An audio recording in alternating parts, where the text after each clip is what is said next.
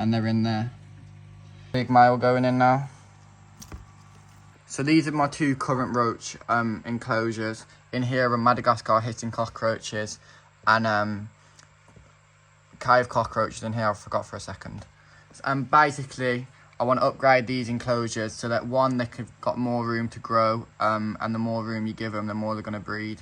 And also, these enclosures are not very nice looking, especially not this one. I mean, you can barely see into it because I haven't scraped off this label very well. But I want to make these enclosures quite nice to look at, and so that the roaches are easier to see when they come out and things like this.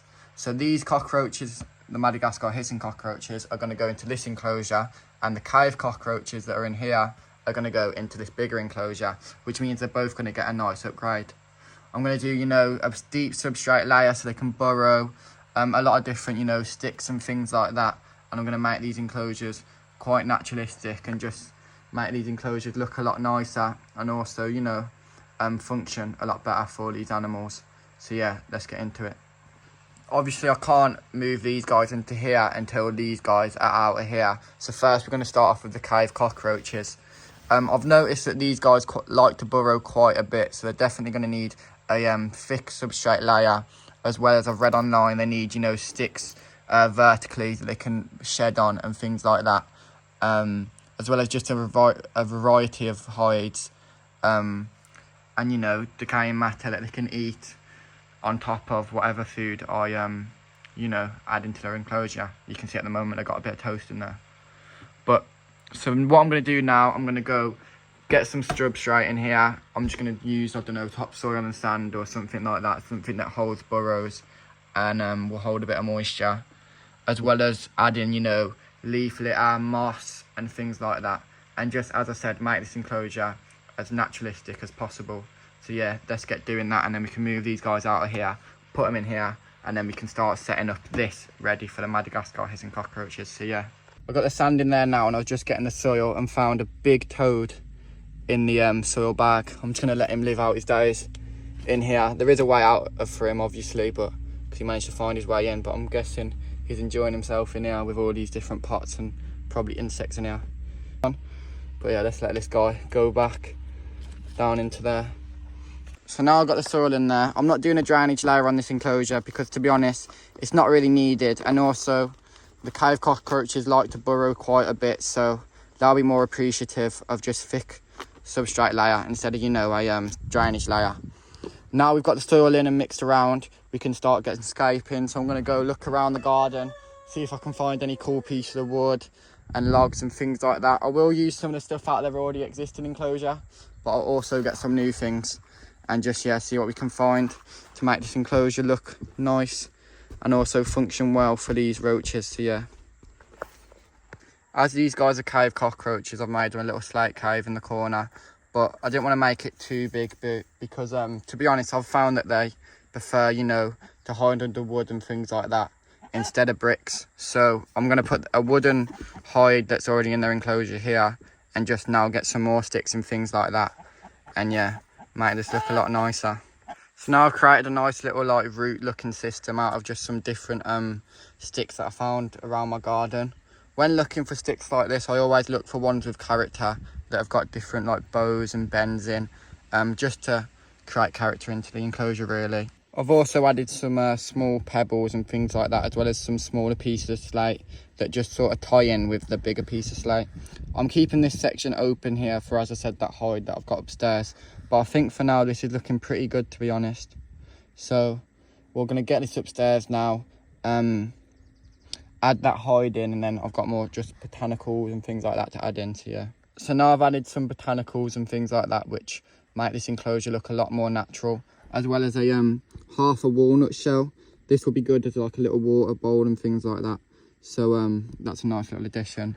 But yeah, I've just sprinkled these leaves throughout, and this will not only provide food for the cockroaches as they eat decaying matter and things like that, but it also, you know, allows this enclosure to look a lot more naturalistic, which is the look that we're going for. So yeah, so I couldn't help myself and added a few little plants into the enclosure. These are just little weeds that I got in my garden, and although the cockroaches will probably eat them, we can, fingers crossed, hope that they grow in and take over the enclosure nicely. But either way, that'll just be a nice little enrichment for the cockroaches to eat. So yeah, getting interrupted. So now I'm back inside and I've added that little hide into the corner that I was on about, as well as adding some like smaller pieces of wood, these smaller branches which I got out of the existing enclosure. The smaller pieces just sort of help to tie it together and make it look a bit more naturalistic, and you know, just make it look like actual tree roots, which is the look that I was going for. There isn't much left now to do to this enclosure except for, you know, add the roaches in. So we're going to get doing that now. And yeah, this is going to be a nice upgrade for these guys, which I cannot wait to see them in. So yeah, let's get doing that. Just giving it a good mist before they go in. So now I've got the clay cockroaches out of there and into this little holding tub, and now you can clearly see how these guys look. This is an adult male here. And these are quite big cockroaches, to be honest. Not as big as Madagascar hissing cockroaches, but still a decent size. That's the male there. And that's an adult female there, that jet black one. Some of these guys here are still youngsters and will turn into maybe some males, but a lot of them are looking like females, to be honest, which this is a female in here. So now the last thing to do is to add them into their enclosure. So yeah. So these are all the roaches that I've got, and as you can see, they hate being out in the open. They're all trying to dig now into this plastic tub and things. I've got quite a nice little collection here, and hopefully with this upgraded enclosure, they should continue breeding and increase my, you know, collection. Obviously this won't be their main enclosure though. I'll upgrade them into a way bigger tub in like a couple of months, so they can continue breeding and boom the population massively. But for now, this is a nice little upgrade and a nice little enclosure for them to go to. I unfortunately scratched the scratched the plastic when I was taking off the label, which is a bit annoying, but nonetheless this enclosure is still looking pretty good in my opinion. So yeah, let's get these guys in there. Just gonna pick them up if I can. Do this one-handed and get them in. Here's the first couple, always trying to escape. There we go, in there, and as you can see, they go straight into the substrate and straight to hiding. Another two going in here. The big male going in now. And yeah, let's put the rest of them in.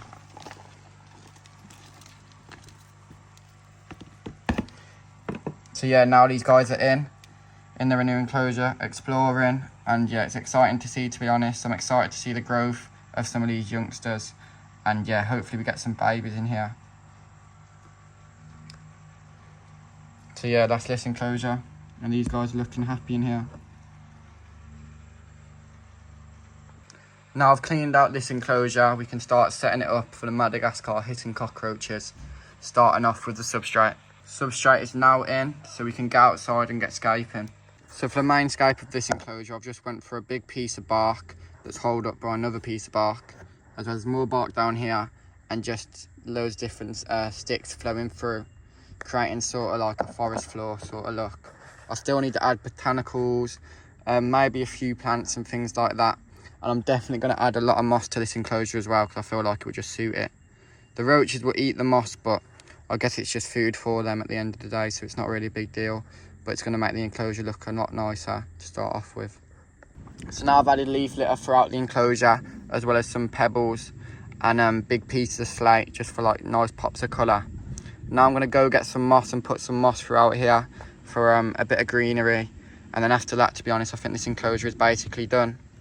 Although it looks a bit tatty, the cockroaches are going to love this, because there's loads of surface area, places to hide, and yeah, these guys are going to really enjoy this enclosure, so it's exciting to see them in here, and I'm hoping they grow very big in this enclosure.